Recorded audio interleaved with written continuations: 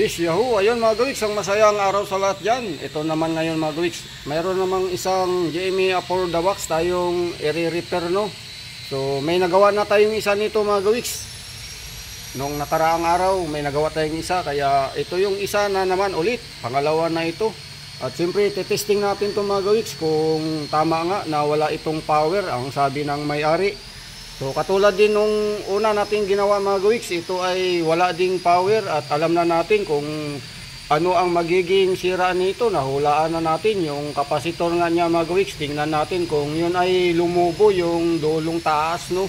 So madali lang natin yun magawa mga gawiks. Hindi na natin yun kailangan tanggalin sapagkat meron na tayong isa na sample doon na ating pwedeng gamitin para bumili sa tindahan. Kaya buksan na natin to mga gawiks para makita natin. At siyempre, atin muna itong subukan kung may power nga o wala. So, ito ngayon mga gawiks, no? Isasaksak nga natin dito at may nakaready na tayo na panghinang. So, ito yung ating extension, ang saksakan, ang plug. At ito ngayon ang ating i-on. Ayan, pero yun na nga. Wala talaga tayong nakita kahit hindi pa natin na-on. Dapat mayroon na yung indicator light mga gawiks. At dito yung on, power on natin.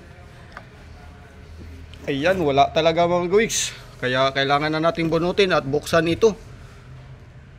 Para yan ay ating makita yung kapasitor. Kung yun nga ang tamang hula natin, no? Kung lumubo yung kapasitor niya katulad nung isa. So yan na mga gawiks, no?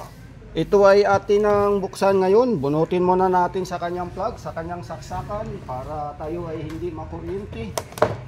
So dito yung kanyang tatlong screw. Yan, tatlo. So buksan lang natin at tingnan natin nga yung kanyang kapasitor na katulad nung ating ginawang una. So ngayon tayo ay mayroon naman ang luma na pwede nating gamitin para, so yan na nga mga gawiks, no.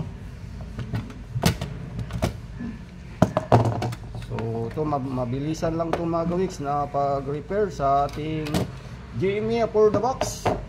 So dito mga gawiks yung kanyang board. Yan. Katulad nung una mga gawiks, ang kanyang kapasitor, ito yung kapasitor niya mga gawiks. Ito yung maaring makita natin na diferensya katulad nung una, no. So ngayon ito ay hindi na natin kailangan alisin.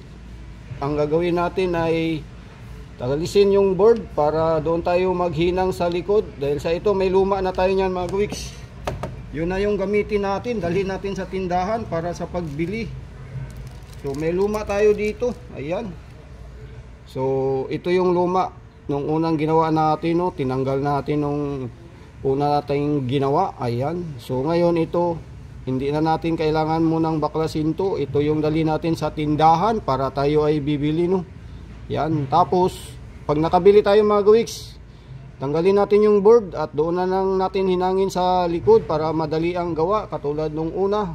Kasi tayo ay nahirapan dito magpasok sa butas ng paa na dalawa, itong dalawang paa mga gawiks.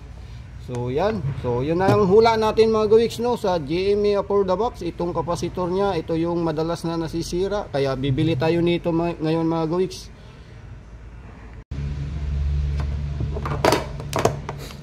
Ayun mga gawiks, yung isang kapasitor nating dalat, ito yung luma, ito yung luma at ito yung bago. Ito yung ating nabili sa tindahan. Ngayon kakabit na natin mga gawiks, no. So kailangan lang natin sa pagkabit ay tama yung polarity. Ayan, yung kanyang negative ay nandito sa labas, makikita natin, no. Yan. So yung negative ay tama ganyan para sakto sa kanyang polarity, no. So itong dalawang board, itong dalawang tornilyo mga gawiks sa board, yan ay ating alisin. So yan mga gawiks. Walang magnet yung ating screwdriver kaya hindi sumasama sa pagtanggal. So ayan. So dito sa loob mayroon pa yung isa na dapat natin alisin. So yan mga gawiks, pwede na nating alisin to. Ayan. Alisin lang muna natin yung kayang cord. Yun. So dito na tayo ngayon maghihinang mga gawiks. yung kanyang polarity, no, itong kanyang kapasitor, yung negative ay nasa labas. So ganito lang mga gawiks. Ito yung negative ay ating ipupwisto sa labas. Yan, pag ganyan mga gawiks. Yan. So ito ay bawasan natin yung paa. Kaya medyo mahaba. Yan, tapos lagyan muna natin to ng lid. So meron na tayo ditong nakahanda mga gawiks, no. Itong lid niya na ating hiniram lang, hiniram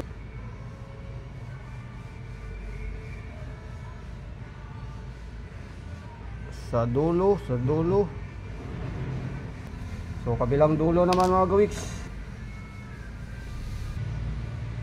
So ayan na mga gawiks, no. Nalagyan na natin ng magkabilang dulo yung paa ng lid. So ngayon ito ay hinang na natin dito. So yung polarity nga na sinasabi ko mga gawiks, no, positive at negative ay dito sa labas. So ito yung ating hinang.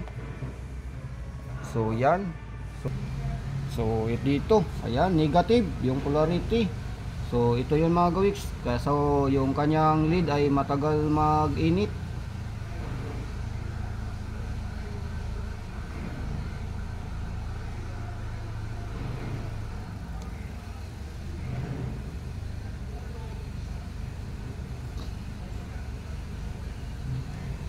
So ayan.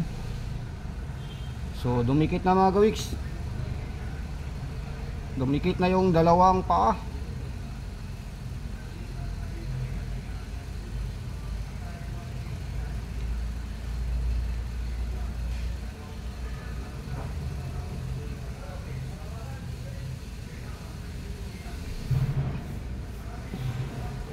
So ayan lang. Natapos na natin dikit, no, yung kanyang kapasitor. Tingnan natin ngayon mga gawiks kung ito ay tama yung ating pagkakabit, no. Yung polarity niya ay nasa labas. Ayan. So ititesting natin ngayon to mga gawiks. Ilagay natin yung kanyang plug. Ayan. So ititesting natin para kung yan ay tama.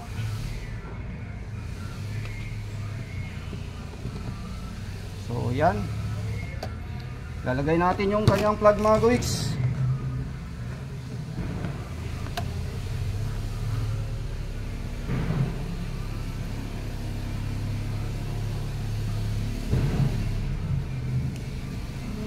So yan, nakabit na natin, no.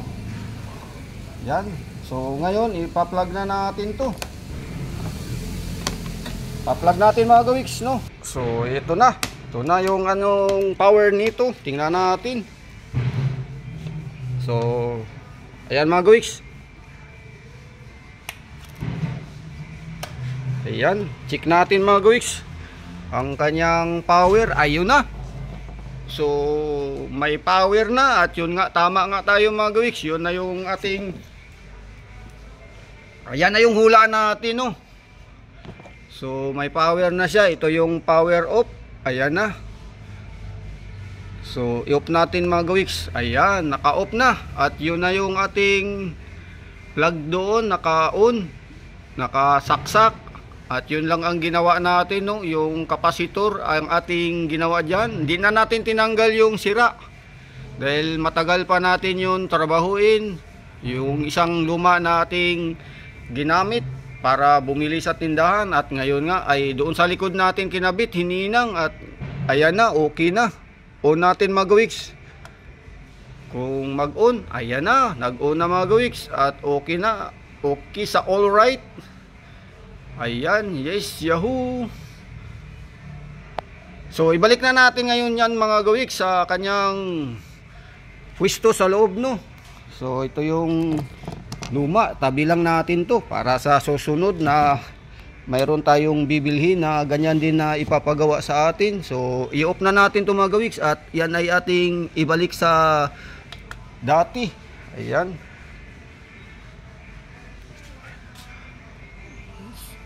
Off natin, off. Ayan. So ipasok na natin sa loob mga gawiks para mailagay na natin dito sa kanyang pwesto, no. So yan. So ibalik natin yung tornilyo. Yan, yung isa dito sa loob, sa board. Ayan. Ayos, nakagawa na naman tayo ulit ng DIY Jamia for the box. Sayang ang ganitong mga gamit na hindi magawa ng paraan. Matagal na itong stock, sabi ng may-ari, hindi nga naipagawa-gawa sapagkat alam ng may-ari na magbabayad siya ng hindi man magkano sa technician. Alam niya na siguradong may bayad, pero dahil sa atin ay siyempre wala tayong sisingilin dahil ito ay DIY lang natin, di naman tayo professional na technician. Ayan na, so okay sa all right na yan. Balik na natin yung takip. So yung takip mga gawiks, balik natin.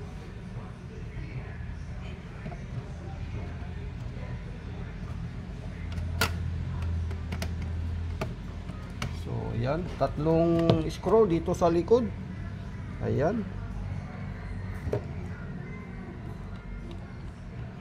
So madali lang, mabilis lang trabahuin mga gawiks. Basta yun lang ang sira ng madalas sa mga JMA for the box, yung kapasitor. Parang katulad lang din ng mga electric pan, no? Yan, mga kapasitor o kaya mga thermal fuse. Kapag walang mga power, yun talaga ang nasisira mga gawiks. Madalas yung mga kanyang power supply na nagkukonekta sa loob. Yan. So dahil sa yun nga ang ating nagawa, kaya sakto. So hindi tayo ibig sabihin na bigo mga gawiks. Nagawa natin ang ipinapagawa sa atin. So ayan na. So saksak natin to ulit mga gawiks ha. Yan, dahil sa binalik natin yung bahay, baka biglang mawala ang power.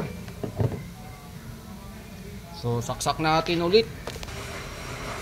So ayan na mga gawiks, no. Ayan na yung ating nasaksak nga doon sa plug.